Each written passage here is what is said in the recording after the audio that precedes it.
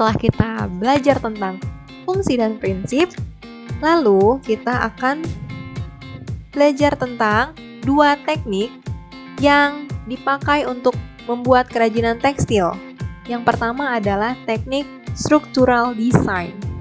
Struktural adalah susunan dari garis, bentuk, warna, dan tekstur dari suatu kerajinan tekstil yang dibentuk dari bahan yang dijalin sesuai teknik pembuatannya. Misalnya, contohnya seperti di gambar, yaitu tas. Tas dibentuk dari teknik rajutan. Nah, teknik rajutan ini termasuk ke dalam structural teknik.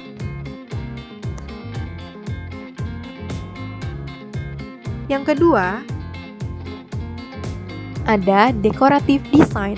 Apa sih decorative design itu? Decorative design adalah sentuhan atau perlakuan yang diberikan pada permukaan busana atau kerajinan yang memberikan efek visual dan memperindah penampilan. Di sini misalnya atas kain katun yang dijahit lalu diberi hiasan dengan sulam pita. Dari kedua teknik tersebut pastinya ada perbedaannya dan karakteristiknya. Pembuatan produk kerajinan tekstil yang dilakukan dengan kedua teknik ini memiliki karakteristik yang berbeda. Karakteristik structural teknik memiliki kecenderungan lebih klasik, unik, rumit, dan detail karena bentuk kerajinan tekstil yang dibentuk langsung saat membuat. Sedangkan untuk dekoratif ini memiliki kecenderungan hanya menghias permukaan sebuah benda.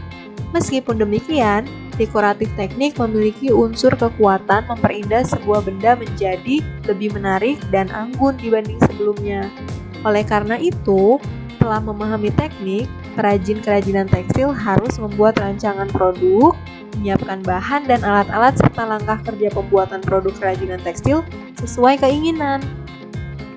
Nah, lanjut, itu ada jenis dan karakteristik kerajinan tekstil. Di sini ada 3 jenis kerajinan tekstil, dibuat dari serat alam, serat sintetis, dan juga serat campuran. Dan untuk jenis-jenis lainnya ada 4 yang akan kita bahas. Yang pertama ada tapestri, batik, sulam, dan jahit aplikasi. Yang pertama, kita akan membahas tentang tapestri. Kerajinan tapestri adalah salah satu karya tekstil pertama atau karya tekstil tertua yang dibuat oleh manusia. Para ahli antropologi menyatakan bahwa tapestri ini sudah ada sejak 500 sebelum Masehi, terutama di daerah Mesopotamia dan Mesir. Nah, bisa kalian lihat di gambar. Di gambar adalah contoh dari tapestri. Biasanya banyak ditemukan di daerah Eropa dan Asia, terutama India, Turki, dan Cina. Seni tapestri ini merupakan kerajinan tekstil yang dilakukan dengan cara menenun teknik tenun serat. Jadi, menenun bagi orang Indonesia merupakan suatu perwujudan upacara yang dimulai dari tahapan kerja yang jelas, tata tertib yang harus dipatuhi, dan menjelma menjadi suatu kebiasaan. Nah, di Indonesia juga sudah banyak yang membuat karya tekstil tapestri ini. Jadi tidak hanya ada di India, Turki, dan Cina, tapi Indonesia juga sudah menggunakan teknik tapestri ini untuk kerajinan tekstilnya. Yang kedua, ada batik. Siapa yang tidak kenal dengan batik? Kita sebagai orang Indonesia pasti sudah sangat tahu tentang batik. Kerajinan batik yaitu kerajinan yang menggunakan cantik dan tinta kemudian ditulis di atas kain.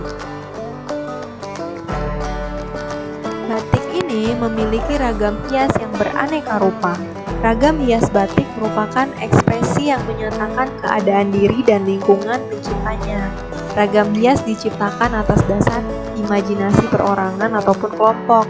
Hampir secara keseluruhan, ragam hias batik dapat menceritakan tujuan atau harapan perorangan atau kelompok tadi. Apabila ragam hias yang diciptakan dipakai berulang-ulang, dan terus-menerus, maka akan menjadi sebuah kebiasaan yang lama-kelamaan pula akan terbentuk tradisi dari sekelompok masyarakat tertentu. Nah, batik ini dapat dibuat dengan menggunakan berbagai teknik.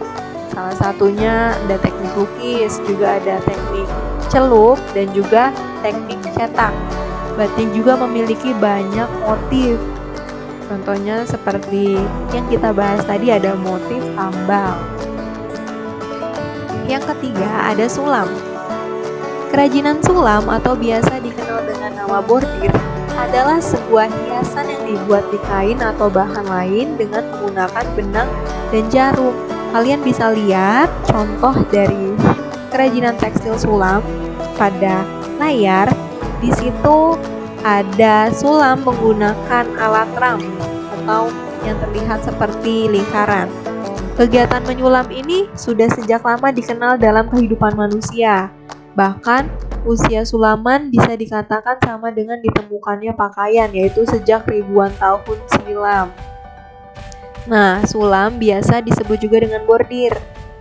Dahulu, sulam lebih banyak menggunakan bahan dasar benang katun. Saat ini, sulam telah dikembangkan dengan pita dan benang nilon yang tebal dan kaku. Contohnya bisa kalian lihat di gambar. Kerajinan sulam ini juga tidak hanya menggunakan benang saja, namun juga bisa menggunakan bahan seperti manik-manik, logam, payet, dan bahkan bulu burung loh. Yang terakhir adalah kerajinan tekstil jahit aplikasi. Apa sih jahit aplikasi?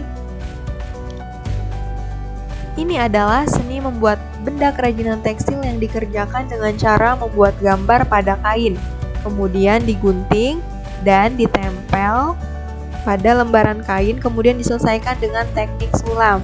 Jadi, jahit aplikasi merupakan bagian dari teknik menjahit.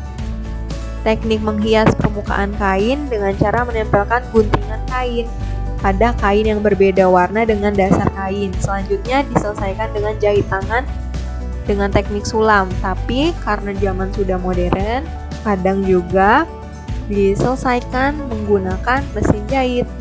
Nah, itu adalah kerajinan tekstil atau submateri yang sudah kita bahas hari ini, yaitu tentang prinsip, fungsi, jenis, dan juga karakter dari kerajinan tekstil.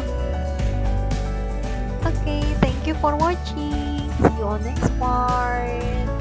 Bye. Wassalamualaikum warahmatullahi wabarakatuh.